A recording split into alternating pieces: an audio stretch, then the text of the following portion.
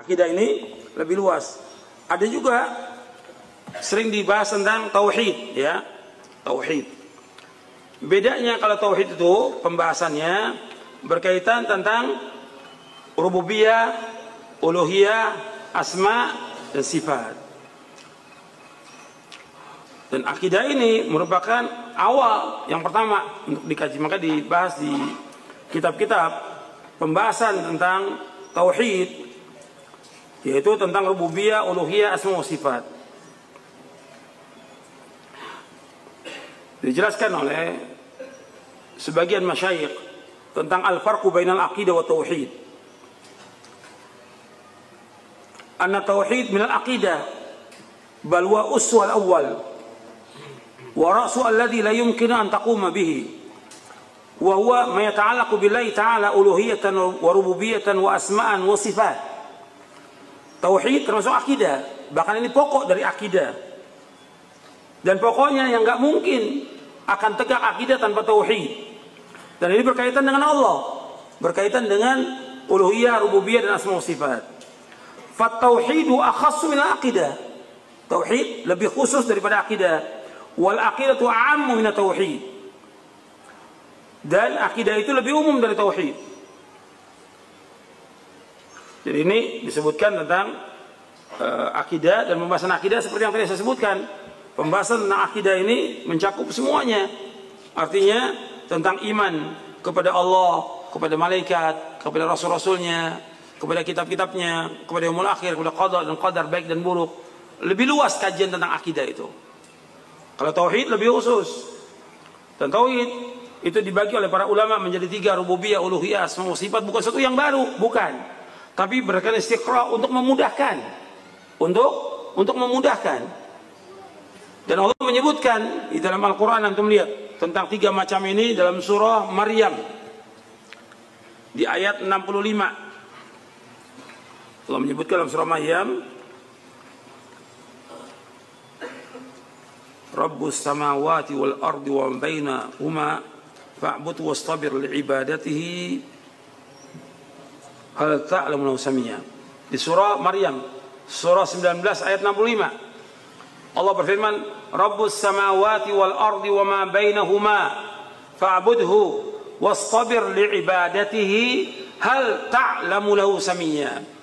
Artinya Allah yang memiliki langit dan bumi dan di antara keduanya, maka beribadahlah kepadanya dan sabarlah dalam beribadah kepadanya. Apakah engkau tahu ada yang sama dengan Allah? Artinya nggak ada satupun yang sama dengan Allah. Di sini disebutkan kalimat Rabbus samawati wal ardi wa bainahuma berkaitan dengan tauhid apa di sini? Tauhid apa? Rububiyah. Allah Rabb, pemilik langit dan bumi dan antara keduanya. Ini rububiyah. Kemudian yang kedua, fa'budhu wastabir li'ibadati, berkaitan dengan tauhid apa? Uluhiyah. Beribadah kepada Allah dan sabarlah dalam beribadah kepadanya. Ini tauhid al-uluhiyah. Hal ta'lamu lahu samiyya, apakah ada yang sama dengan Allah? Berkaitan dengan tauhid apa di sini? Asma wa sifat. Bahwa enggak ada satupun yang sama dengan Allah. Laisa kamitslihi syai'un wa huwas samiul basir. Enggak ada satupun yang sama dengan Allah, dan Allah Maha mendengar dan Allah itu Maha melihat. Allah juga berfirman, walam yakun lahu kufuwan ahad. Enggak ada satupun yang sama dengan Allah, enggak ada yang setara dengan Allah, enggak ada yang sebanding dengan Allah Subhanahu wa taala. Jadi akidah itu, tauhid ini dibagi menjadi 3, rububiyah, uluhiyah, asma wa sifat, untuk memudahkan, untuk penjelasan, bukan penambahan yang baru dalam agama, bukan ibadah juga, bukan. Artinya sekedar menamakan untuk memudahkan kita memahami. Paham tidak? Makanya kadang-kadang ada orang-orang yang memang hidupnya sudah penuh dengan bid'ah, penuh dengan penyimpangan. Sekarang dicari apa kesalahan ini, salaf apa kesalahannya. Oh, ini bagi tauhid menjadi 3. Nah, salaf ini membuat yang baru, trinitas, kata mereka. Ini kata mereka, karena mereka ini hidupnya sudah penuh dengan bid'ah, sudah menyimpang dari agama. Kepengen mereka ini juga, salaf juga ada salahnya gitu. Dicari kesalahannya. Padahal ini bukan ibadah. Sekedar penjelasan untuk bisa dipahami dan memudahkan. Itu. Kemudian, dan ini disebutkan oleh Syekhul Islam, Taimiyah, Ibnu Qayyim dan yang lain untuk memudahkan, dan juga para ulama Ahlus Sunnah. Kemudian, ikhwan fillah, azakumullah, objek kajian ilmu akidah itu akidah dilihat dari sudut pandang sebagai ilmu sesuai konsep Ahlus Sunnah wal Jamaah, meliputi tauhid, iman, Islam, masalah yang gaib, kenabian, takdir, berita-berita tentang yang lalu yang akan datang, dasar-dasar hukum yang qat'i, seluruh dasar agama dan keyakinan, termasuk pula sanggahan terhadap ahlul ahwa wal bidah. Jadi termasuk kita mengingkari pengekor hawa nafsu, firqah-firqah yang sesat, itu dibahas oleh para ulama Ahlus Sunnah. Jadi membahas juga tentang semua aliran dan sekte yang menyempal, lagi menyesatkan, serta sikap terhadap mereka. Supaya apa? Penjelasan ini umat tidak mengikuti aliran yang sesat. Harus dijelaskan. Tentunya semua berdasarkan ilmu, berdasarkan apa yang mereka perbuat. Seorang menilai orang itu sesat atau pemahaman itu sesat, aliran itu sesat, sesuai dengan keyakinan mereka dan apa yang mereka amalkan. Bukan kata orang. Mereka punya rujukan, kitab-kitab yang menjadi dasar pegangan mereka. Kemudian mereka punya amal yang mereka lakukan. Kita bisa lihat bahwa ini sudah menyimpang dari agama Islam. Bisa kita ya seperti itu. Dari bukunya, kitabnya, dan amalannya bisa ketahuan penyimpangan mereka. Kemudian ikhwan fillah, azakumullah, tentang istilah Ahlus Sunnah, ini kadang juga disebut tentang salaf ya. Antum bisa lihat definisi salaf itu di halaman 34. Tapi yang saya mau bahas tentang definisi Ahlus Sunnah wal Jamaah. Karena ini penting ini. Ya, salaf juga termasuk daripada Ahlus Sunnah. Dan juga yang pertama kali menyebutkan tentang salaf itu Rasulullah SAW. Rasul mengatakan kepada anaknya Fatimah dalam riwayat Muslim, "Ni'mas salafu ana laki." Sebaik-baik salaf itu saya untuk engkau. Itu yang pertama kali mengucapkan siapa? Rasulullah SAW. Dan hadisnya sahih riwayat Imam Muslim. Jadi tentang salafus saleh artinya generasi yang pertama dari umat ini. Makanya Ahlus Sunnah wal Jamaah dikatakan juga salafiyin. Syekhul Islam Ibnu Taimiyah rahimahullah yang wafat tahun 728 Hijriah mengatakan begini, yang terlihat di halaman 36. Halaman 36.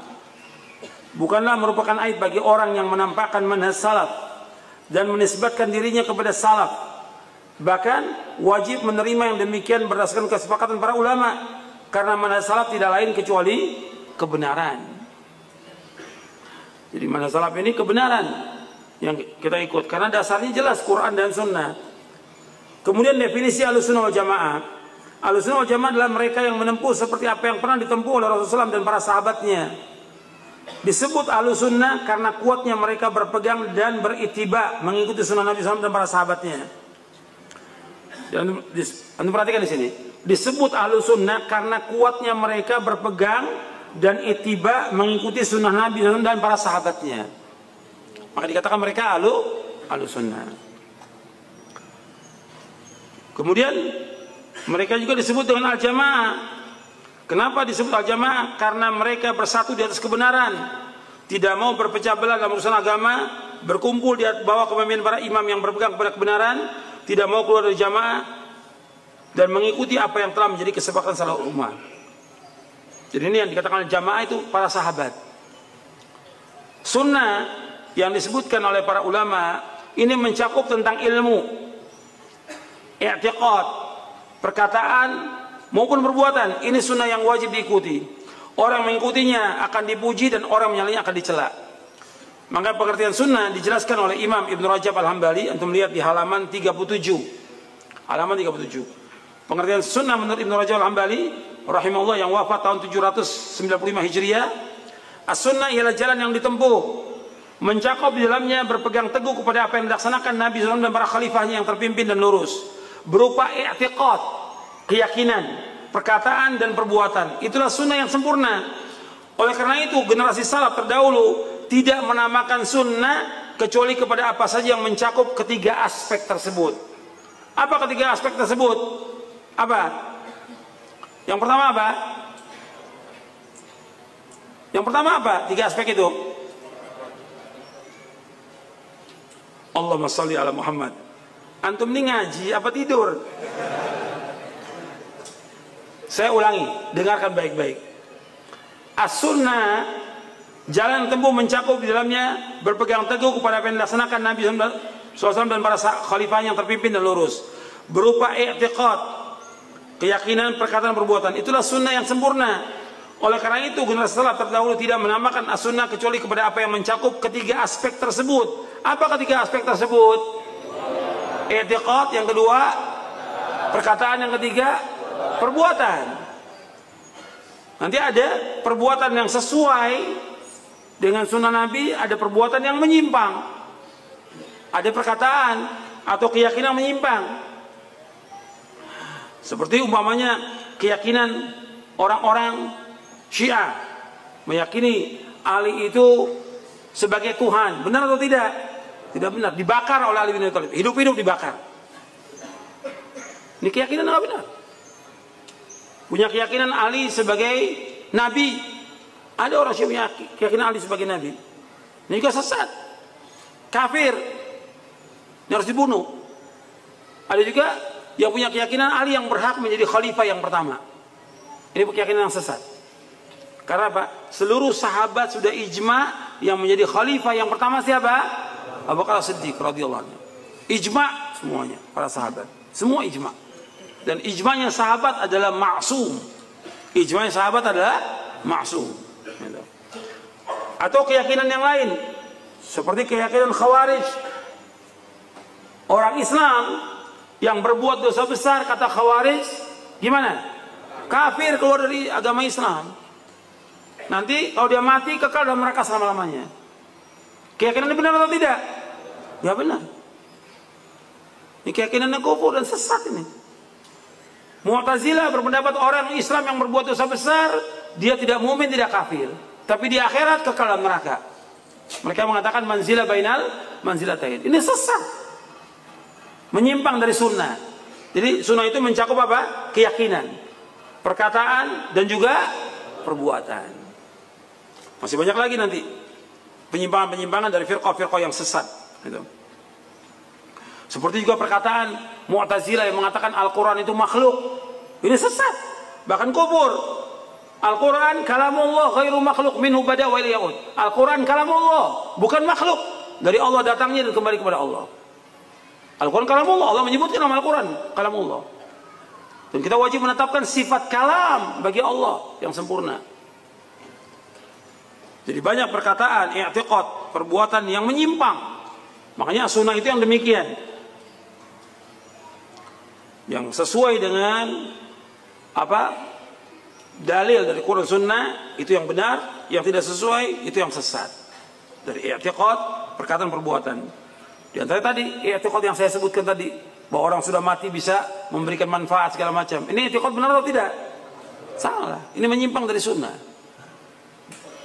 Makanya yang dikatakan ahlu sunnah itu orang yang berpegang teguh kepada sunnah Nabi SAW dan para sahabatnya. Yang dikatakan jamaah itu mereka berkumpul di atas kebenaran. Imam Abu Syama Asy-Syafi'i rahimahullah yang wafat tahun 665 Hijriah, beliau berkata, perintah untuk berpegang kepada jamaah maksudnya adalah berpegang kepada kebenaran serta mengikutinya meskipun yang melaksanakan sunnah itu sedikit dan yang menyalahinya banyak. Karena kebenaran itu apa yang dilaksanakan oleh jamaah yang pertama, yaitu yang dilaksanakan Rasulullah SAW dan para sahabatnya, tanpa melihat kepada orang-orang yang menyimpang melakukan kebatilan sesudah mereka. Kata Ibnu Mas'ud radhiyallahu an, al jama'atu ma wafaqal haq wa in kunta wahdak. Jamaah itu yang sesuai dengan kebenaran meskipun engkau sendiri. Jadi kesimpulannya, Ahlussunnah wal Jamaah adalah orang yang mempunyai sifat dan karakter mengikuti sunnah Nabi SAW dan menjauhi perkara-perkara yang baru dan bid'ah dalam agama. Itu Ahlussunnah. Kalau dia setiap harinya siang dan malam melakukan perbuatan bid'ah dan syirik, ya nggak bisa dikatakan Ahlussunnah. Ya ahlu syirik wal bid'ah. Nggak bisa dikatakan ahlu sunnah. Kalau ahlu sunnah itu yang mengikuti sunnah Nabi, berpegang teguh kepada sunnah Nabi, menjauhkan semua perkara yang bid'ah. Karena bid'ah ini tercela dalam agama, dan Nabi mengingatkan tentang bid'ah itu bukan sekali dua kali, terus menerus Nabi ingatkan. Sampai dalam khutbah Jumat Nabi sering ingatkan, kullu bid'atin dhalalah wa kullu dhalalatin finnar. Setiap bid'ah itu sesat dan setiap kesesatan tempatnya neraka. Terus Nabi ingatkan umatnya. Jadi nggak boleh orang menganggap remeh masalah seperti ini.